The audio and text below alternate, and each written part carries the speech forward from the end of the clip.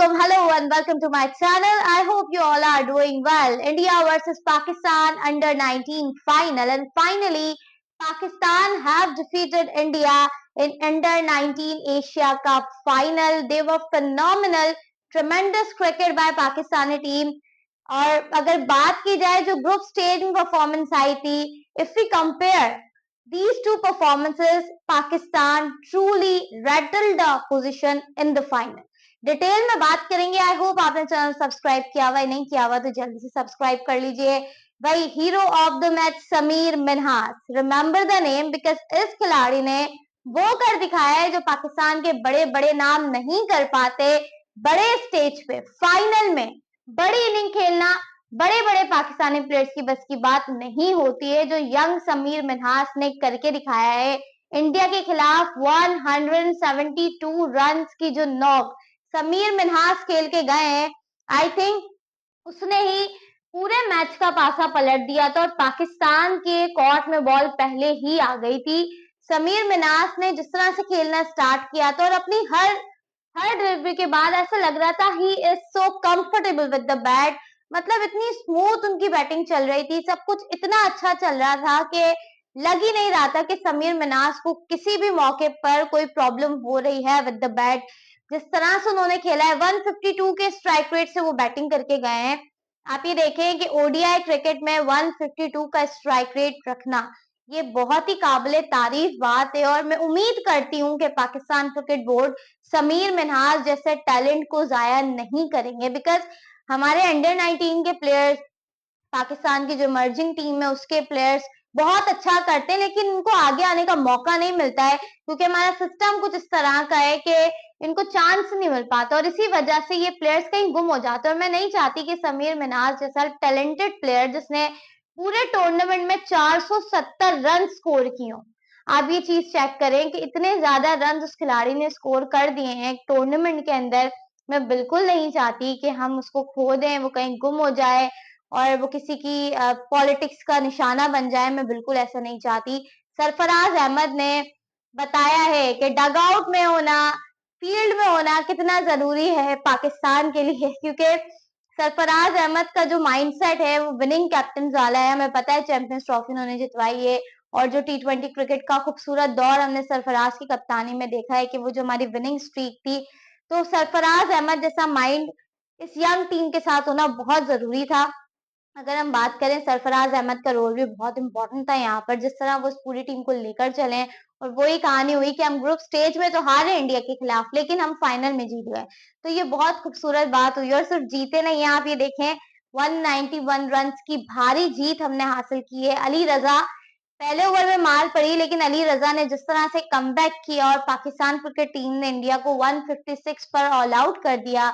अली रजा ने 4 विकेट्स हासिल की. ओवरऑल पाकिस्तानी बॉलर्स की जानिब से सबने ही बहुत अच्छी बॉलिंग की.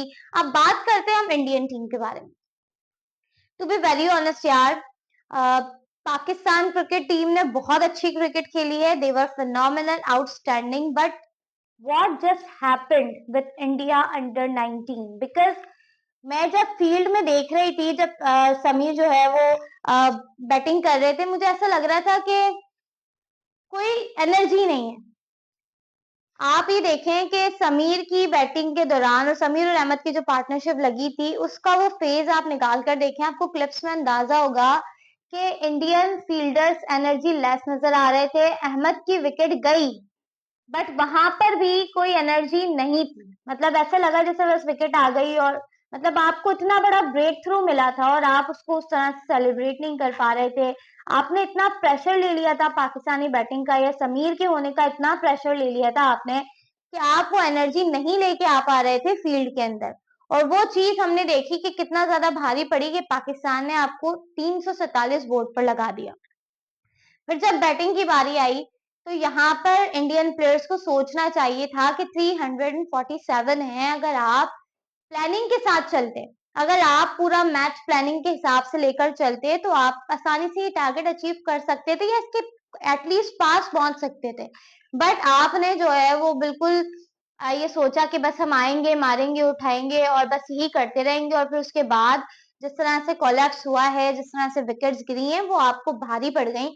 जल्दबाजी के चक्कर में आपने बहुत बड़ी मिस्टेक करी। टी20 क्रिकेट का गेम नहीं था, इट वाज 50 ओवर गेम और आप उसमें भी इतनी जल्दबाजी करेंगे तो फिर कुछ नहीं हो पाएगा ना। 50 ओवर खेलने के लिए आपको पेशेंस चाहिए होती है। जब आप बड़े टारगेट को चेस कर रहे होते हैं, पेशेंस होना बहुत जरूरी है। आप अच्छी डिलीवरीज का वेट करते हैं तो हिट, अगर अच्छी बॉल आती है तो आप हिट करते हैं, आप सिंगल्स डबल्स की तरफ जाते हैं, बट वो चीज इंडियन टीम में नजर नहीं आई। बॉलर्स की बात करें तो कोई वैरायटी नजर नहीं आ रही थी, टू बी वेरी ऑनेस्ट। कुछ खास उन्होंने अपनी बॉलिंग में नहीं किया, कुछ ऐसा ट्राई नहीं किया कि जिससे उनको ब्रेक थ्रू मिले, विकेट्स मिले। और फिर बाद में वो तो समीर के जाने के बाद जो कोलैप्स हुआ वो तो एक अलग चीज थी, बट जब तक समीर और अहमद की पार्टनरशिप चल रही थी, ऐसा लग रहा था इंडियन बॉलर्स के पास कुछ है ही नहीं कि वो किसी बॉल से जो है वो परेशान कर सकें पाकिस्तान के बैटर्स को। तो कहीं ना कहीं मिस्टेक्स हैं, but it is a good team. I hope के इंडिया अंडर 19 जो है वो अपनी मिस्टेक से सीखेगी, and good for Pakistan as well. Pakistan ने बहुत अच्छी क्रिकेट खेली है, दिल खुश कर दिया है पिछले कुछ टाइम में। We are winning. हमारे जो यंग प्लेयर्स हैं एटलीस्ट वो हमें खुशी दे रहे हैं, क्योंकि हम तो जीतना ही भूल गए हैं अगर अपनी मेन टीम की बात करें तो। क्योंकि हमने हांगकांग सक्सेस भी जीता, फिर उसके बाद जो है वो हमने इमर्जिंग एशिया कप जीता है, फिर उसके बाद अब हमने अंडर 19 एशिया कप भी जीत लिया है, अल्हम्दुलिल्लाह।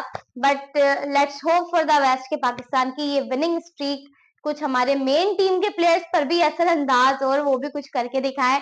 बहरहाल आपने नीचे लाजमी कमेंट करके बताना है कि पाकिस्तान की परफॉर्मेंस आपको कैसी लगी और इंडियन टीम से कहाँ कहाँ मिस्टेक हुई और किस प्लेयर ने आपको ज्यादा डिसअपॉइंट किया है। इंशाल्लाह आपसे अगली वीडियो में मुलाकात होगी, तब तक के लिए अल्लाह हाफ़िज़।